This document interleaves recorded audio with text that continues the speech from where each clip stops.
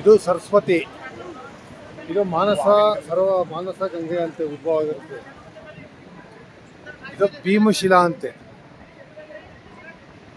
ಹೆಂಗಪ್ಪ ನಂಗೆ ಅರ್ಥ ಆಗ್ತದೆ. ಈಗ ಇದೇ ನೋಡಿ ಸರಸ್ವತಿ.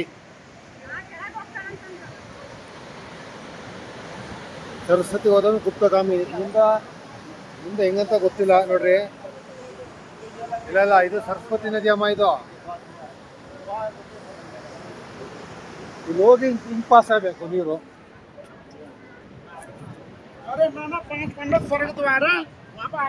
ಪಾಸ್ ಆಗ್ತಾ ಇದಲ್ಲ ಇಲ್ಲಿ.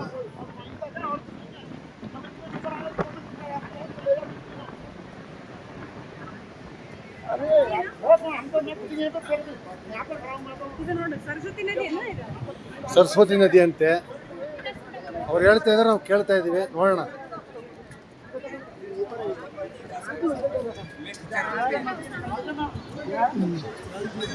अरे नहीं नहीं तेरा अरे तेरा आप लोग